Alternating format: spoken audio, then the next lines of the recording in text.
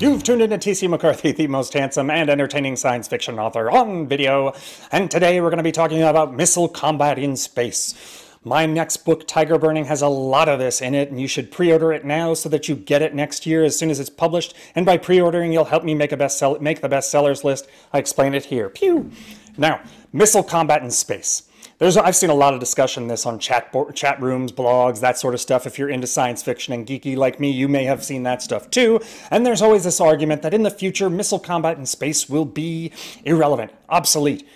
Combat in space will be all about particle beams, lasers, energy weapons, those sorts of things. Now, that may be true. There may be those elements to space combat, but that does not mean that missile combat is obsolete. In fact, just the opposite. I think missile combat will be a key part and play an important role in any future space combat, ship-to-ship combat especially. Here are the top 5 reasons why missiles in space will be a preferred weapons platform.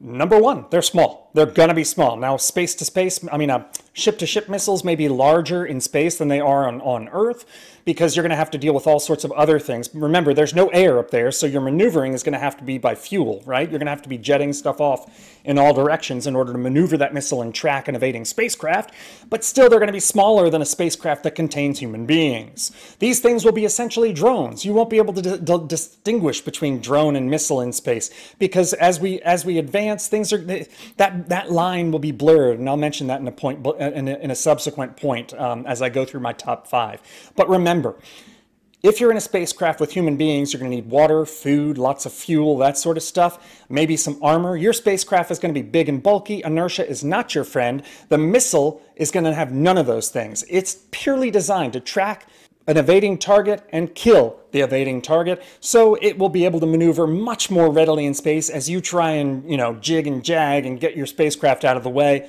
Good luck with that. The missile's going to find you. Number 2. Missiles can carry either kinetic warheads or nuclear warheads. Either one would work in space. In the case of a kinetic warhead, imagine a missile homing in on your ship and suddenly at the last minute it basically shoots out streams of hot molten metal that penetrates your crew compartments, and basically, if you're in the way, good luck. If your compartment is pressurized, well, you may be actually incinerated from the overpressure that's produced from these things. So probably it would be a good idea, if you know you're entering into space combat, get in your spacesuits, depressurize immediately, and at least you mitigate that potential problem. Now, in the case of nuclear warheads, you'd have to have a lead spacesuit. No kinetic damage there, but you're going to get a lot of neutrons and gamma rays if the thing detonates close enough to you, and that could ruin your day. Basically, imagine being cooked inside of a microwave so that all your tissues and internal organs basically become fatally burned. Not to mention the fact that nuclear can play hell on a ship's electronics, so unless you're shielding them or going back to vacuum tubes, you may have a potential problem there as well. And again, number 3, again, returning to that earlier argument, missiles are small things, you can carry a lot of them. So spacecraft of the future are going to be able to carry lots of these missiles. Basically, if you're in a manned craft, let's say it's not a drone spacecraft, but a manned spacecraft, it's going to consist of lots of fuel for you, food and water, maybe some armor, engine space, and then a tiny, tiny area for the crew. But in addition to all that, you're going to have racks and racks of these missiles so that you can have plenty of them if you ever have to enter into ship-to-ship combat. Luckily, again, they're going to be small. Number 4, guidance systems could one day consist of artificial intelligence. Now here's where we're getting into, not being able to distinguish between drone and missile. If you've got a missile and it's controlled by some sort of semi-aware or semi-intelligent artificial intelligence, imagine that thing is going to be able to think almost as fast or faster than you and I, and almost as intuitive as you and I, and you're going to be able to basically compensate for any evasive maneuver that your target might take.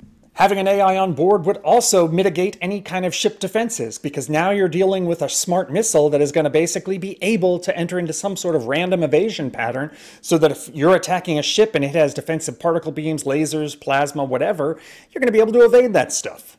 And number 5, thinking about drones, missiles will be shot in swarms. Again, if you've got a ship that has some sort of defensive system, it's going to be very difficult for you. Imagine today's phalanx system on carriers. Phalanx is not going to be able to take care of thousands of missiles coming on or coming in to target your ship. Same is going to be true about ship-to-ship combat. If you fire swarms and swarms of artificially intelligent missiles, the target is not going to be able to defend itself. It might be able to take out some of them, not all of them, and that target is going to be toast. All right, so those are the top 5 reasons why missiles are going to play an important role. What are the top 5 reasons, or the top 5 reasons they might not, or what are the top 5 mitigation strategies if you're a target on one of these space-based weapons platforms? Well, at best, if someone fires missiles at you and they're far enough away, if you've got enough fuel and you can generate enough speed quickly enough, you might be able to outrun the missile.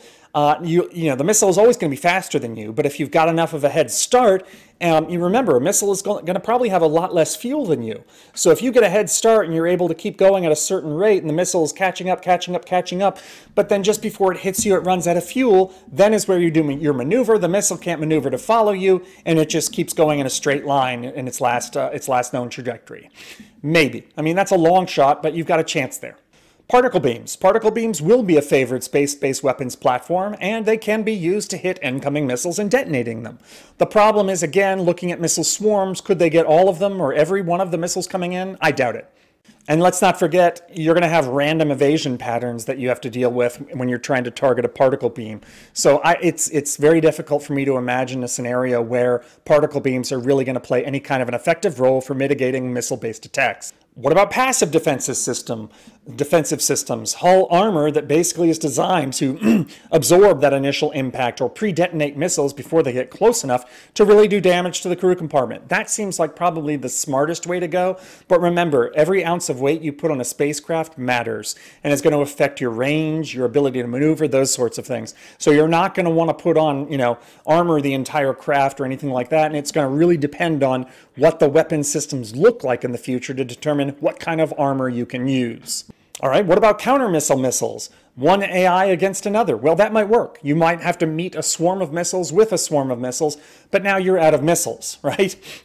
You're going to have to use a lot of your own space-based missiles, your own ship-to-ship missiles to mitigate that threat. And then if you use all of them, well, then you're just left with particle beams, lasers, and whatever else, which are probably going to be closer range weapon systems. So you're basically floating out there defenseless at that point. Not quite defenseless, but you get what I mean. This last one's one of my favorites, and that is divert plasma. If you've got a fusion reactor-based spacecraft, you have lots of plasma that you can shoot out in jets from your spacecraft. Now, the range isn't going to be great on this stuff, but if you can shoot it out far enough and create a plasma cloud, that's kind of like a shotgun. It's going to be more effective than using a particle beam to go after incoming missiles.